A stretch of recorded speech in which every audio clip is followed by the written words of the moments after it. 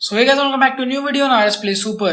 पिछले spoiler video में मैंने तुम लोग को गर्म करके ठंडा ही छोड़ दिया था क्योंकि मैंने बताया था उसमें गार्प की डेथ हो गई है। लेकिन मैं तुम लोग की बहुत चिंता करता हूँ, इसीलिए मैं तुरंत मांगा रिव्यू लेके आ गया हूँ। लेकिन अगर मैं तुम लोग की चिंता से बढ़कर बात करूँ तो सच में इस बार चैप्टर बहुत ही गजब का आया है, या फिर मैं थोड़ा सा वियर्ड भी कह सकता हूँ। देखो अभी दादाजी मरे हैं कि नहीं ये तो अलग ही कहानी है, बट उससे पहले पूरा जो सेटअप क्रिएट हुआ इस वाले चैप्टर में वो बिल्कुल अनएक्सपेक्टेड था। अभी ऐसी कौन सी चीजें हुई है, इस चीज के लिए तुम्हें वीडियो को अंत तक जरूर देखना पड़ेगा। और मैं तुम लोग को एक्चुअली में ट्राई करूंगा एक्सप्लेन करने का कि क्यों गार्प अभी नहीं मरा है और ऑल्सो क्यों वो आगे चल के मर भी सकता है। सो गाइस, अब बिना टाइम वेस्ट किए let's begin. So chapter number 1088। I think इस चैप्टर से जो मैंने एक्सपेक्ट किया था ये उससे भी ज्यादा आया है, या फिर हम ऐसा कह सकते हैं कि कुछ ज्यादा ही आ गया है कि लोग इसको एक्सेप्ट करने से थोड़ा कतरा रहे हैं बिकॉज ऑफ द कोबी। क्योंकि देखो फैंडम में वैसे भी लोग कोबी को उतना पसंद करते नहीं है, और प्लस जो उसने इस चैप्टर में चीजें की हैं वो थोड़ा सा यार देखो सेट नहीं हो रहा। बेसिकली हम मान भी लेते हैं कि कोबी पावरफुल है, बट जो उसके मूव का नाम है, तुम लोग ये वीडियो एंड तक देखो फिर मुझे बताओ तुम लोग को क्या लगता है। खैर अगर चैप्टर की बात करें तो चैप्टर बहुत ज्यादा स्पेशल है, क्योंकि जिस दिन ये चैप्टर एक्चुअली में लीक हुआ है या फिर हम बोले रिलीज हुआ है, प्रिंट होकर निकला है, उसी दिन आज से 26 साल पहले यानी कि 19 जुलाई को चैप्टर नंबर 1 रिलीज हुआ था। तो काइंड ऑफ तुम कह सकते हो कि ये 26th एनिवर्सरी है वन पीस की। अगर हम बात करें कवर पेज की तो यहाँ पर आप देखोगे लूफी इस समय लाइव एक्शन वाले लूफी को पकड़ के खड़ा हुआ है, जो कि बेसिकली अनाउंसमेंट है कि वन पीस का लाइव एक्शन बहुत ही जल्दी रिलीज होने वाला है। नीचे एक और आपको छोटा सा पोस्टर दिख जाएगा जहाँ पे बाकी के क्रूमेट्स की भी फोटो लगी हुई है। आप जोरो को, नामी को, उसोप को और सांजी को वहाँ पर देख सकते हो। अंदर के कवर पेज की बात करें तो यहाँ पर भी वही सेम अनाउंसमेंट है, टुमारो स्टूडियोज एक्स नेटफ्लिक्स, यानी कि इन लोग का कोलैबोरेशन बताया जा रहा है। और वन पीस के जो स्टार्टिंग के कैरेक्टर्स थे, स्टार्टिंग के जो विलेंस थे जिनसे फाइट हुई है, वो सबका एक छोटा सा कोलाज बना के वहाँ पे दिखाया जा रहा है। So this is also the announcement of one piece की लाइव एक्शन सीरीज। वैसे अब जब ये कवर पेज में आ चुका है तो आप लोग एक्सपेक्ट करो कि by the end of this month शायद एक और ट्रेलर हमें देखने को मिल सकता है वन पीस के लाइव एक्शन का। तुम लोग क्या लगता है और तुम लोग एक्साइटेड हो या नहीं वन पीस के लाइव एक्शन के एक और नए ट्रेलर के लिए? उसके बारे में कमेंट सेक्शन में जरूर बताओ। ना बात करें चैप्टर के टाइटल की तो chapter number 1088 the last lesson. The last lesson से जो मैंने मतलब बताया था स्पॉइलर वीडियो में वो थोड़ा सा गलत था, बिकॉज यहाँ पे लास्ट लेसन से जो मुझे समझ में आ रहा है चैप्टर पढ़ने के बाद वो ये है कि गार्प ने जो पहली चीज कोबी को सिखाई थी वही एक्चुअली में आखिरी चीज है जो कि गार्प ने किया था। तो बेसिकली यहाँ पर कहने का मतलब ये कि पहला और आखिरी पार्ट यही था जो कि मैंने तुम्हें पढ़ाया था कोबी। खैर अगर हम इसी पार्ट या फिर क्लास की बात करें तो यहाँ पे कोबी का सबसे पहला क्लास लग रहा है, जहाँ पे कोबी से गार्प डायरेक्टली पूछ रहा है। ये बेसिकली बहुत समय पहले का है, जब अभी कोबी बच्चा था, अभी जब उसको ट्रेनिंग दिया जा रहा था नेवी में, तो गार्प उससे पूछता है कि चल बता कोबी, तेरे को मैंने एक नाव दी जिसमें एक बूढ़ा आदमी है और एक बच्चा है, और इस समय उस नाव को तुम चला रहे हो, और अब मैटर ऐसा हो गया है कि वो नाव इस हालत में नहीं है कि वो 3 लोग को एक साथ लेके जा पाए, तो तुम ऐसे में क्या करोगे? इस पे कोबी खड़ा होकर बोलता कि मैं खुद बोट से कूद जाऊंगा ताकि वो बच्चा और बूढ़ा सेफली पहुंच जाए। इस पे गार्प उसको खींच के एक चौक मारता है, और मैं सोच रहा हूँ चौक से वो मरा क्यों नहीं, और वो चिल्ला के बोलता है कि उस बुड्ढे को पानी में ढकेल पागल, क्योंकि वो वैसे भी ज्यादा दिन जीने वाला है नहीं। तो पीछे से एक और नेवी असिस्टेंट चिल्ला के बोलती है गार्प को, चूतिया हो क्या है, ये ऐसी चीजें नहीं पढ़ाओ बच्चों को। तो गार्प आगे बोलता है कि आखिर एक चीज बताओ, तुम एक मरीन सोल्जर बन के किसको बचाना चाहते हो? लोगों के भविष्य को ना। और अगर इस तरह से देखा जाए तो तुम्हारे और उस छोटे बच्चे के कंपैरिजन में उस बुड्ढे के पास ज्यादा फ्यूचर नहीं बचा हुआ है, इसीलिए वो छोटे बच्चे को और तुम्हें आगे जीना होगा। इसके बाद वो गार्प के असिस्टेंट उसे 1-2 मुक्का मारती है और कहती है कि आज के बाद ऐसा कोई लेक्चर नहीं लेना, इस दुनिया में सभी लोग की जान बराबर है। इस पे गार्प उसको बोलता है कि नौजवानों के फ्यूचर का कोई लिमिट नहीं है। और ये चीज सुनने में थोड़ी हिपोक्रेट भी लग रही है, क्योंकि एक नेवी सोल्जर ही बोल रही है कि सारे के सारे जान बराबर है, जबकि ये लोग चाह के भी स्लेव्स को बचा नहीं सकते और खुद हमेशा सेलेस्टियल ड्रैगन्स को प्रोटेक्ट करते हैं। इसके बाद सीन चेंज होता है और हम पहुंचते हैं कुछ हफ्तों पहले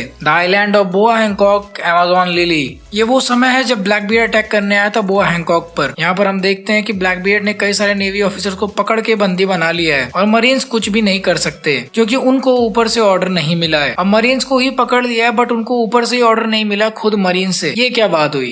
बात हुई क्योंकि उनके सामने खड़ा है खुद एम्परर ब्लैकबियर्ड। ब्लैकबियर्ड की वजह से प्रेजेंट नेवी सोल्जर्स को एंगेज करने का कमांड नहीं दिया गया है। यहाँ पर पकड़े हुए मरीन्स रो रहे हैं कि हमको बचा लो, पता नहीं ये लोग हमारे साथ पायरेट आइलैंड पर क्या करेंगे। कुछ नहीं करेंगे, बस झुका के ले लेंगे। लेकिन इतना रोने गाने के बाद भी इनकी हेल्प कोई नहीं कर रहा। तभी यहाँ पर कोबी की एंट्री होती है और ब्लैकबियर्ड उसको देख के खुश हो जाता है और बोलता है, कोबी भैया क्या आप सच में ब्लैकबियर्ड पायरेट्स के खिलाफ एक वॉर छेड़ना चाहते हो? लेकिन कोबी वहाँ पर टाइम पास करने नहीं आया। वो सीधा ब्लैकबीयर्ड को बोलता है, सुन बे, इन 800 मरीन्स को छोड़ दे और वो जो तूने एक नेवी की बैटलशिप हथियार रखी है उसको भी जान दे, बदले में मैं खुद को तेरे हवाले कर रहा हूँ। इस पे ब्लैकबीयर्ड बोलता है, जे हा हा हा हा हा, खुद को बहुत ज्यादा होशियार समझ रहा है। एंड इसके बाद सीन तुरंत चेंज होता है प्रेजेंट डे पे, यानी कि पायरेट आइलैंड बी हाइव पर। यहाँ पे सभी के सभी मरीन्स की गांड फटी हुई है दोबारा से, क्योंकि जितने भी लोग को यहाँ पर बचाया गया वो सब शायद हाथ से दोबारा कुचले जाएंगे, क्योंकि इतना बड़ा आइलैंड का हाथ ठीक उनके ऊपर गिरने वाला है। ये लोग कैनन्स वगैरह भी फायर कर रहे हैं लेकिन उसका कोई भी फर्क उस पर नहीं पड़ रहा। और इधर दूसरी तरफ आइलैंड पे गार्प नीचे पड़ा हुआ है, वो भी है उसके बाकी साथी मिलकर किसी तरह से बाकी के पायरेट्स को भगा रहे हैं, लेकिन अंत में इतने बड़े हाथ का भी जवाब वो गार्प से ही मांग रहे हैं। यहाँ पर गार्प हंसते हुए बोलता, सुनो, तुम उनको बचा सकते हो, मेरे पास एक सॉलिड प्लान है। मैं धीरे से इन ब्लैकबीयर्ड पायरेट्स को डिस्ट्रैक्ट करता हूँ। कैप्टन को भी मेक श्योर करो कि तुम ही वो बंदे होगे जो कि उस आइलैंड मॉन्स्टर के हाथ को डिस्ट्रॉय करोगे। रियर एडमिरल, तुम्हारा काम है कि शिप को उस टूटे हुए हाथ से बचाना, और लेफ्टिनेंट हेलमेप्पो, तुम्हारी जिम्मेदारी है कि जब तक ये दोनों ये सब कर रहे हैं इनको कोई भी डिस्टर्ब ना करे।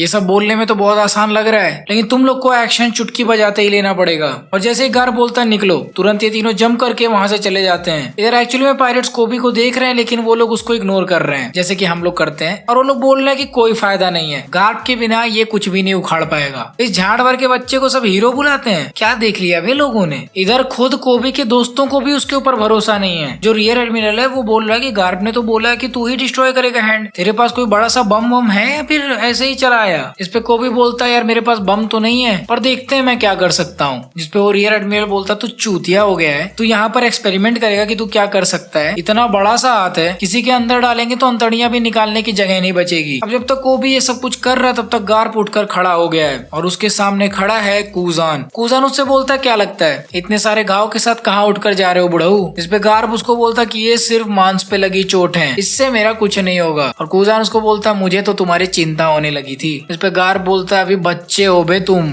और वो खुद को हाकी से कोट करके बिल्कुल उसी तरह जिस तरह से लूफी खुद को करता है, वो इतने जोर से जंप करता है कि कूजान को पता भी नहीं चलता है कि हुआ क्या। खैर समय रहते कूजान डॉज कर जाता है, लेकिन एक्चुअली में गार्प का निशाना कभी कूजान था ही नहीं, क्योंकि अगले ही पैनल में देखते हैं कि गार्प पूरा सुपर सैयन बन के इधर उधर कूदते हुए सीधे पिजारो की तरफ बढ़ रहा है। पिजारो वही बंदा जो कि आइलैंड डेविल फ्रूट खाया हुआ है, वो बड़ा सा स्कल जो कि पायरेट आइलैंड बी हाइव के ऊपर तुम्हें दिखता है, जो कि एक्चुअली में उसकी इकलौती पहचान है और जिसको ये पिजारो इस समय अपने कंट्रोल में ले लिया है। गार्प उसी की तरफ उड़ते हुए जा रहा है। वो अपने हाथ को आर्मामेंट हाकी से कोट करके और कॉन्कुरर्स हाकी भर के पिजारो की तरफ पंच करने वाला है। इधर पिजारो की बुद्धि खुल गई है, बिल्कुल उसी तरह जिस तरह खिड़की खुल गई थी, और वो सोच रहा गार्प यहाँ पर क्यों आ रहा है, क्या उसको नहीं पड़ी है कि उसकी शिप एक्चुअली में तबाह हो जाएगी। लेकिन इससे पहले पिजारो कुछ कर पाता, लिटरली गार्प गैलेक्सी डिवाइड, और गार्प उसको इतने जोर से पंच करता है, इतने जोर से पंच करता है कि वो जो बड़ा सा स्कल था वो पूरी तरह से फूट कर नीचे गिर जाता है। यहाँ पर लिटरली पिजारो की माँ चुच जाती है और कोबी बिल्कुल इसी टाइम पर समझ जाता है कि यही उसका चांस है, क्योंकि अचानक से हाथ थोड़ा सा ऊपर उठ गया है। और चौंकने वाली बात तो यह है कि कोबी भी ठीक इसी पॉइंट पे सोनिक स्पीड से जंप करके आगे बढ़ गया है। इधर पिजारो का गांड फटे तो फटे, बट नवाबी ना घटे वाला हिसाब हो गया है, क्योंकि वो चिल्ला के बोल रहा है, गार्प तूने अब बहुत कर दिया, मेरा दिमाग अब खराब हो चुका है,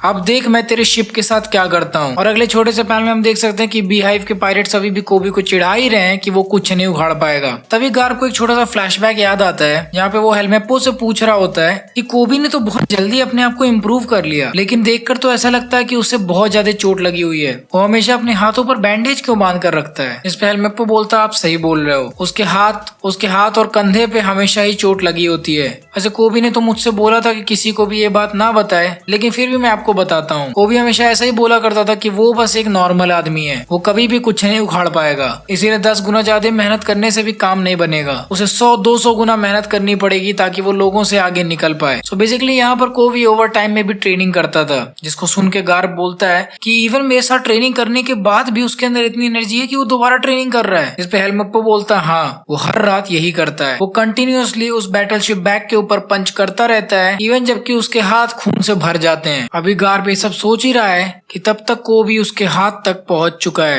यहाँ पर पिजारो बोल रहा है, देखो गार्प, अब मैं तुम्हारी शिप को डिस्ट्रॉय कर दूंगा और जितने भी तुम्हारे साथी है ना, उन सबको मरते हुए तुम अपनी आंखों से देखोगे, और जो जिंदा बच जाएंगे उनको भी अवकीज एकदम फ्रीज कर देगा। लेकिन इससे पहले वो हाथ शिप तक पहुंचता, एंटर्स कैप्टन कोबी। कोबी बोलता कि अगर मैंने आज नहीं किया तो सब के सब मेरी वजह से मरेंगे। और अगले ही पल ऑनेस्टी इम्पैक्टो, और कोबी ने इतने जोर से पंच किया है कि शायद शायद गार्प भी शर्मा जाए, क्योंकि लिटरली वो हाथ बीच में से आधा आधा फट गया है। मतलब एक आइलैंड का हाथ जो कि पत्थर और पता नहीं किन किन चीजों से, हार्ड चीजों से बन के वो हाथ उठ के जा रहा है, कोबी ने उसको एक पंच में आधा आधा चीर दिया। और ये देख के बीहाइव पे सबकी गांड फट गई कि वो लोग किससे पंगा लेने की यहाँ पर बात कर रहे थे। अभी गार्प से मार खा के उसका मुंह तो फूटा ही था, अब उसका हाथ भी टूट गया है। और यही सेम चीज हमने पीका के डेविल फ्रूट के साथ भी देखी थी कि पीका के अगर स्टोन बॉडी को काट दे तो उसके रियल बॉडी में भी पेन होता है। लेकिन फिलहाल के लिए कोबी ने सबको बचा लिया, तो फिर से वो सबकी नजरों में हीरो बन गया है। और उस हाथ को तोड़ने के बाद जो कुछ भी मलबा नीचे गिर रहा था उनके शिप के ऊपर, उसको रियर एडमिरल ने अपने क्ले वाले डेविल फ्रूट का यूज करके सबको बचा लिया।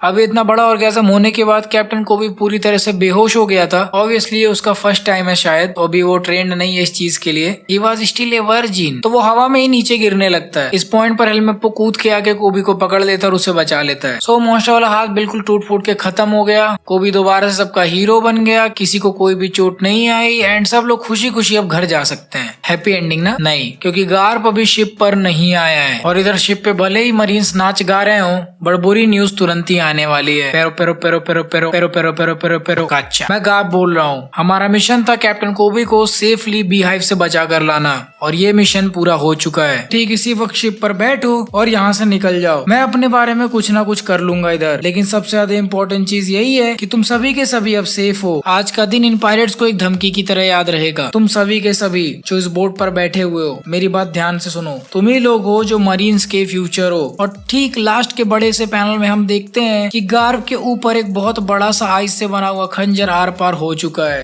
और कूजान गार्प को भी जगुआर डी सोल की तरह अब जमा रहा है, और गार्प बिल्कुल रॉजर की तरह ही हंसते हंसते खत्म हो रहा है। फाइनल के कुछ पैनल्स में ओडा सेंसेई हमें बताते हैं कि कल के अखबारों में हीरो कैप्टन कोबी के रिटर्न को दिवाली की तरह मनाया जाएगा, लेकिन legendary hero voice admiral Garp का शोक पूरी दुनिया मनाएगी, क्योंकि उनके बारे में किसी को कुछ नहीं पता। और फ्यूचर आइलैंड यानी कि एगहेड पे जो कांड हुआ है, जो कि मंकी डी लूफी ने किया है, उसके बारे में पूरी दुनिया कल जान जाएगी। और last line the stage returns to the future island के साथ चैप्टर 1088 खत्म।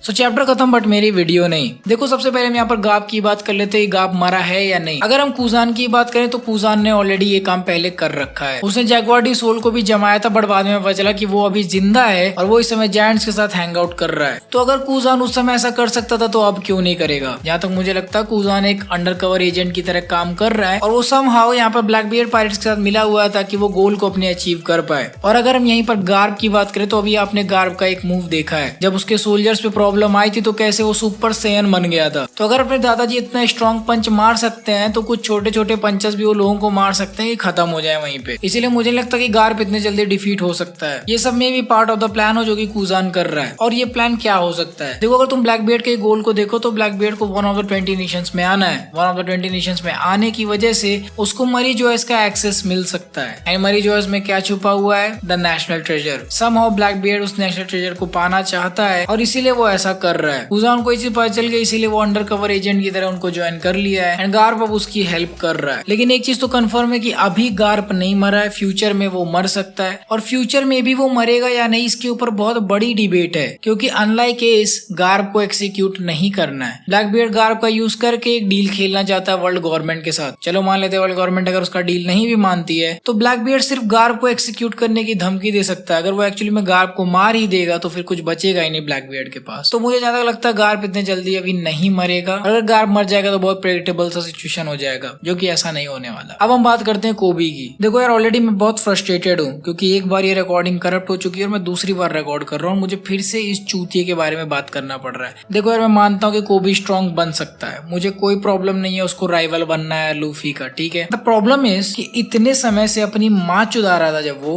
जब इतनी सारी प्रॉब्लम्स हो रही थी तब वो कहाँ था। अब अचानक से उसके अंदर सुपर सैयन 2 वाला पावर आ गया है, उसने पूरे आइलैंड को काट डाला, मतलब आइलैंड के हाथ को ही काट डाला मोटा मोटा। अभी तक कहाँ था वो, जब सबकी गांड फटी हुई थी, जब सारे के सारे स्लेव्स भाग नहीं पा रहे थे, जब उसके खुद के मेट्स इतने ज्यादा प्रॉब्लम में फंसे हुए थे, जब गार्प को तलवार लग गई थी तब वो कहाँ था। और गार्प को तलवार लगने कैसे दी तूने? अगर तेरे अंदर इतनी पावर है तो यार ऑब्जर्वेशन आके तो बहुत अच्छी है ना तेरी। तुझे पता चल जाना चाहिए था ना कि शिर्यू आ रहा है पेलने के लिए। और जो इतना बड़ा इसने पंच मारा है ना, इसका नाम तो मैं अभी बताता हूँ। और प्लस इतना बड़ा पंच मारने के लिए जो हाकी चाहिए, जहां तक मेरे को लगता है at very least you need हाओ शुकू हाकी या फिर एडवांस बुशु शुकू, जिसको रियू में बोलता हूँ बेसिकली, वो वाली हाकी चाहिए इसको। इसके पास कहाँ से आ गई? और जो इस पंच का नाम है भाई, ऑनेस्टी इम्पैक्ट। भाई यार क्यों सच्चाई का चौदह, यार मुझे सच बता रहा हूँ, ये कोबी का कभी कभी एटीट्यूड पसंद नहीं आता है, ठीक है, और इसीलिए लोग इसको पसंद भी नहीं करते। क्यों रखना ऑनेस्टी इम्पैक्ट? और कुछ नहीं मिल रहा था तुझे? मिल्की वे इम्पैक्ट रख लेता, यूनिवर्स इम्पैक्ट रख लेता, कुछ भी रख लेता, ये ऑनेस्टी ही रखने की क्या जरूरत थी यार? तो भाई मोटा मोटा यही है कि मेरे को कोबी का सिचुएशन नहीं पसंद आया। और तुम लोग को आया या नहीं, तुम लोग ये मुझे कॉमेंट सेक्शन में बताओ तुम्हें क्या लगता है कोबी के बारे में। अभी हमारे 75,000 सब्सक्राइबर्स हो चुके हैं, so congratulations to all of you guys, thank you so much, तुमने इतना कर दिया मेरे लिए, मैं बहुत खुश हूँ। फटाफट यार जल्दी से 80, 85 या 90, 1 लाख तो मेरा गोल ही था यार, कि भाई 1 लाख मुझे करना है निका वाले एपिसोड से पहले, बट अभी आने वाला है। थोड़ा अप्रोचेबल सा नंबर दिखा दो, मुझे अच्छा लगेगा। And I guess I will see you guys in the next video, so until the next video, play on.